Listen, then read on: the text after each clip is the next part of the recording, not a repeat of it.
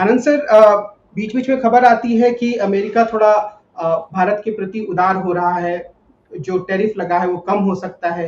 ये खबर आई थी कि 10 से 15% तक वो कम हो सकता है, यानी कि 50 से घटकर 10 से 15 तक आ सकता है।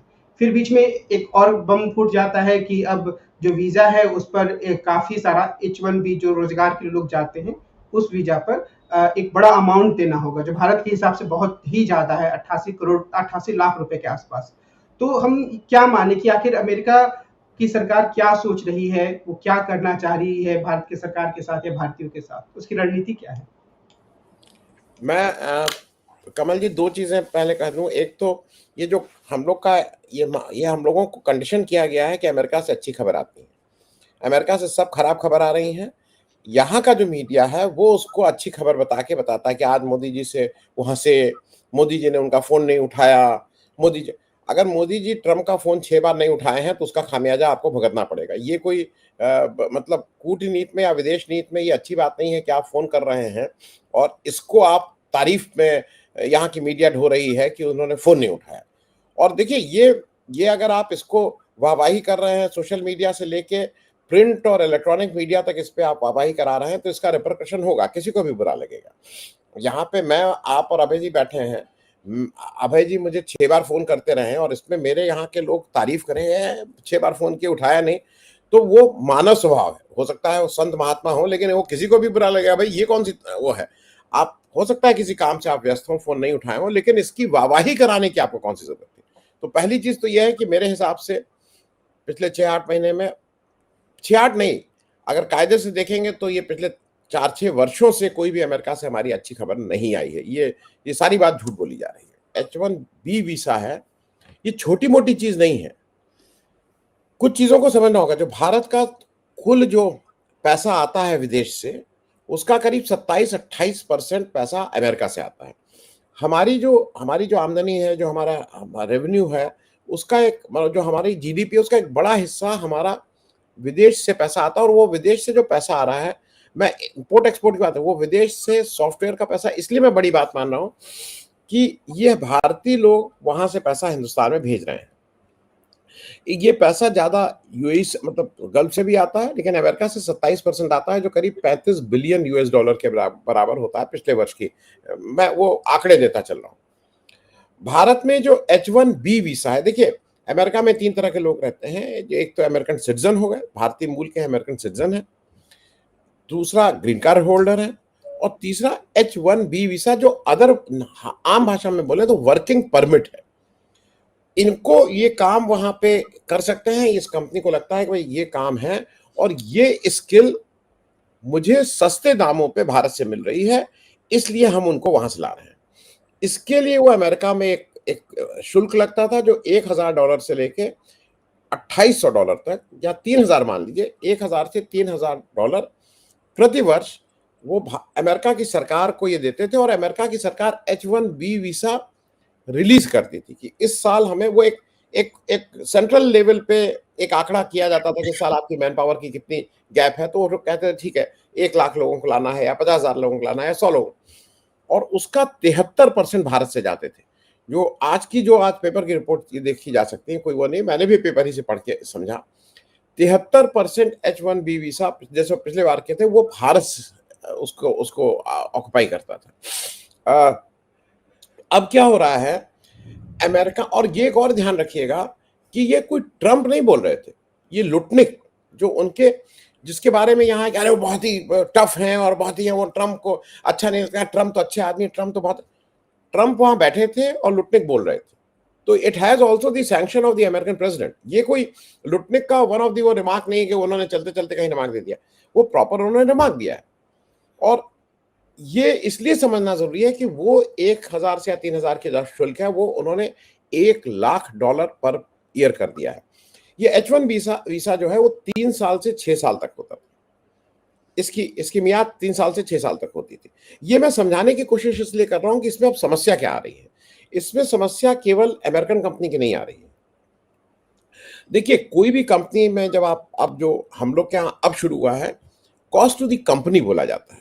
कॉस्ट टू द कंपनी में आप जब वहां कहीं काम कर रहे हैं तो आप कितनी देर वहां बैठे हैं, बिजली कितनी हुआ है, आपका जो टेबल की साइज है उसका रेंटल कितना होता है, आपका खाने पीने में कितना खर्च होता है, एक इन्वायरमेंट के भी वो खर्चे को जोड़ते हैं। उसमें कॉस्ट टू दी कंपनी में ये भी आता है कि आपको लाने का शुल्क कितना है, और वो लाने का शुल्क अगर अभी 3,000 था और मान लीजिए बाकी आपकी तनख्वाह थोड़ी देर के लिए for the purpose of discussion $50,000 थी, तो आप $53,000 में उनको पढ़ते थे। अब अगर वो 50,000 की जगह आपकी कॉस्ट 1 लाख तो आपकी वो है, तो ये $1.5 लाख में इसमें भी कटौती होगी। ये सोचना कि केवल भारत के मतलब अमेरिकन कंपनीज को दिक्कत होगी, जो अमेरिकन ऑलरेडी जो भारत के लोग वहां रह रहे हैं उसमें भी कमी आएगी, क्योंकि वो तनख्वाहें कम होंगी। किसी भी जगह हमारे आपकी जगह जब अगर अगर छटनी होती है तो तनख्वाहें कम होती हैं। इसका असर दो तरफा है, भारत पे भी जॉब जा रहे हैं, वहां पे भी जॉब जाएंगे। तो इसलिए ये कोई मामूली बात नहीं है कि इसको आप कारपेट के नीचे करके और इसमें अरे कुछ नहीं होगा। जो मोदी जी आज बता रहे हैं कि कल उन्होंने रैली की, भारत को बिना आत्मनिर्भर हुए काम नहीं चलेगा। ये कौन सी नई बात बता रहे हो? दुनिया का कोई भी देश हम और आप आत्मनिर्भर के बिना काम नहीं चलेगा, लेकिन मोदी जी ने एक भी ऐसा काम नहीं किया है जिससे आप आत्मनिर्भर हो।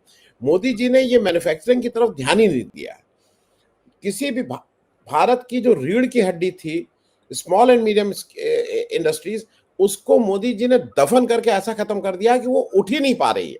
नोटबंदी के समय से जीएसटी की वो दरें लागू करके उन्होंने उसको बिल्कुल दफना दिया है। आज जो चाइना का है वो उनके एसएमईज की वजह से वो आज चाइना है।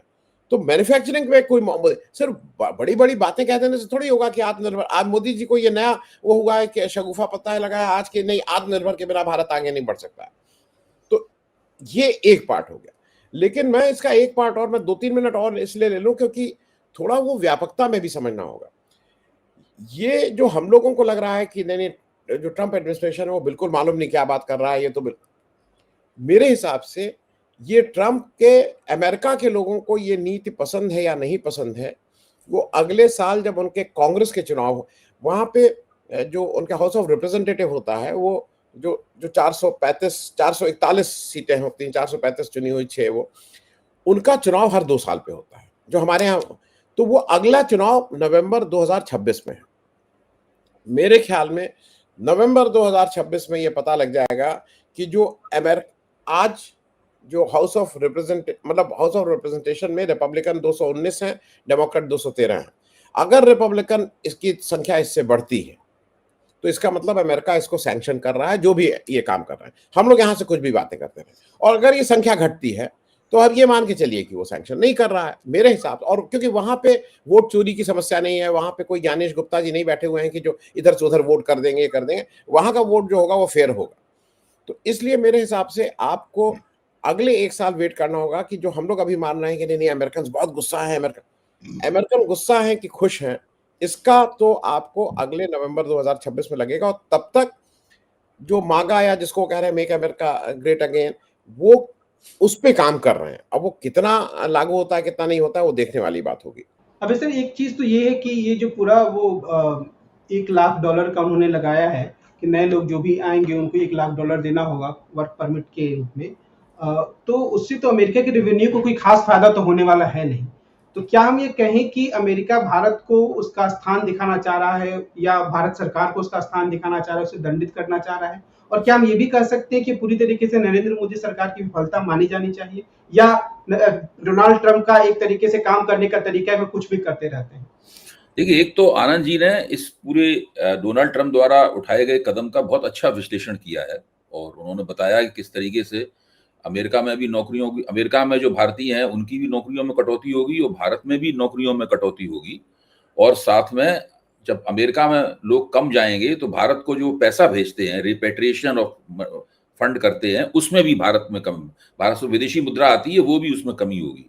तो बड़े पैमाने पर ये एक समस्या होगी। और इसके और भी कई पहलू हैं जो नई परख पे जो मेरा अकेला कार्यक्रम होता है उसमें मैंने विस्तार से बताया है कि उसके क्या क्या पहलू होंगे। मतलब उसमें जो कंपनियां हैं उनको मुकदमे लड़ने पड़ेंगे और बहुत सारे पहलू हैं, उनको अभी हम लोग चर्चा करेंगे तो सारा कार्यक्रम उसी में चला जाएगा।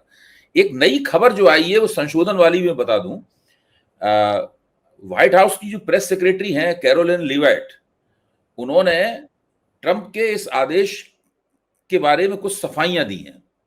ये आज सवेरे ही मुझे पता चली है। दीपक सरीन जो हमारे वहां मित्र हैं, उन्होंने मुझे संदेश भेजा है। और कल वाली जो खबर जिसको हम लोग $1 लाख एनुअल फी के तौर पर देख रहे थे, वो खबर भी सबसे पहले मुझे उनके ही व्हाट्सएप मैसेज से पता चली थी। तो दीपक सरीन साहब बता रहे हैं कि कैरोलिन लीविट के मुताबिक ये सालाना फीस नहीं है, बल्कि एक बार लगेगी। $1 लाख जो लगेंगे नए H1B वीजा के लिए, वो केवल एक ही बार लगेगा, पहली बात। दूसरी बात, ये केवल जो नई अर्जियां हैं उनके ऊपर लागू होगी। यानी जो पहले से वहां पर काम कर रहे हैं H1 वीजा पर, या उनके जो उनका नवीकरण जो रिन्यूअल होगा उसके ऊपर भी लागू नहीं होगी। जो बिल्कुल नया प्रार्थी है H1B वीजा का, उसके ऊपर लागू होगी। और ये मुख्य तौर पर मार्च 2026 का, अगली साल का, जिनको वो लॉटरी साइकिल कहते हैं, वो लॉटरी साइकिल शुरू होगा, तब से इसके ऊपर अमल शुरू होगा। अच्छा, अब आपने एक सवाल उठाया कि क्या अमेरिका में इससे आमदनी बढ़ेगी। देखिए, ट्रंप ने जो भी कदम उठाए हैं उनके पीछे एक बड़ा मकसद यह है कि उनकी आमदनी बढ़े। अच्छा, अभी तक $1,000, $1,500, $2,000 प्रति वर्ष H1 वीजा से लिया जाता था। अब आप सोचिए, आज अखबारों में जो सूची, जो तालिका छपी है, इसका आनंद जी ने भी जिक्र किया, उससे स्पष्ट है कि अमेरिका हर साल 2.5 से पौने 3 लाख H1 वीजा अलॉट करता है। उसमें से 70% भारतीयों को मिलते हैं। तो इसका क्या मतलब हुआ, हर साल कम से कम 1.5 से लेकर पौने 2 लाख भारतीय जो है, 1.5 लाख भारतीय न्यूनतम रूप से H1B वीजा प्राप्त करते हैं, औसतन करते हैं। अब आप 1.5 लाख भारतीयों में 1 लाख का गुणा कर दीजिए, $1 लाख का गुणा कर दीजिए, सीधे सीधे बहुत बड़ी रकम बन जाती है। ये रकम सीधी सीधी अमेरिका के खजाने में जाएगी। तो डोनाल्ड ट्रंप को भारतीयों की जेब से जाएगी। दूसरे नंबर पे आता है चीन को 15 से 20% के करीब वीजा अलॉट होते हैं चीनियों को। वो चीनियों की जेब, चीनी कंपनियों की जेब से जाएगी, ये भारतीय कंपनियों की जेब से जाएगी। तो मेरा मानना है कि ट्रंप ने जो कदम उठाया है, इससे वो एक ही बार में बहुत बड़े पैमाने पर डॉलर जो है बटोर लेंगे भारतीयों से और चीनियों से। मतलब बाकी और देश लोगों को ज्यादा H1B वीजा मिलता नहीं है, भारतीयों को मिलता है 75-70% और 15-20% चीनियों को मिलता है, बाकी सब में 10% लोग ही आते हैं। ये स्थिति है। तो एक तो ट्रंप पैसा बहुत कमा रहे हैं इससे। दूसरी बात यह है कि ट्रंप को लगता है कि नए जो प्रोफेशनल्स, IT प्रोफेशनल आने हैं, या डॉक्टर आने हैं, या जो भी आने हैं नए, उनके ऊपर कुछ बंदिश लगाई जाए। जो हैं वो काम करते रहे, उनके वीजा को रिन्यू भी कर दिया जाएगा पुरानी दरों पर, लेकिन नए लोगों पर बंदिश लगाई जाए, ताकि अमेरिकनों को जो नौकरियों वाला प्रश्न है, उस प्रश्न पे भी जनता की निगाह में वो कुछ करते हुए दिखें। मतलब वो चाहते हैं, इससे कोई पता नहीं अमेरिकनों को कितना नौकरी मिलेगी नहीं मिलेगी, इसका कोई अंदाजा नहीं लगा सकते, लेकिन वो एक संदेश देना चाहते हैं कि देखिए, हमने नए लोगों के आने के ऊपर रुकावट, एक फाइनेंशियल बैरियर, एक वित्तीय बाधा हमने खड़ी कर दी है। मुझे लगता है कि ये 2 काम वो कर रहे हैं। तीसरा उनका काम यह है कि इस पर जब पीयूष गोयल यहां से तैयारी कर रहे हैं अमेरिका जाने की, ताकि हम ट्रेड जो वाणिज्य संधि के ऊपर बातचीत कर सकें, तो यहां पे उन्होंने एक संदेश और दिया है कि देखिए, आप हमारे दबाव में हैं, अगर आप हमारी बात नहीं मानेंगे तो हम आपको चारों तरफ से पकड़ेंगे, स्क्वीज करेंगे, आपको निचोड़ेंगे हम लोग चारों तरफ से, और आपके लिए बहुत मुश्किल होगा। तो ये मुझे लगता है कि ये पूरा सीन है। इस तरीके से हमें इस बात को देखना चाहिए। जो नई सूचना आई है शाम तक, और भी भारत सरकार की तरफ से भी इस सूचना की पुष्टि हो जानी चाहिए कि ये सालाना फीस नहीं है, बल्कि एक बार लगाई जाने वाली फीस है। और ये पहले से जो लोग H1B वीजा पर रह रहे हैं, वहां काम कर रहे हैं, उनके ऊपर लागू नहीं होगी, और ना ही उनके वीजा के नवीकरण के ऊपर लागू होगी।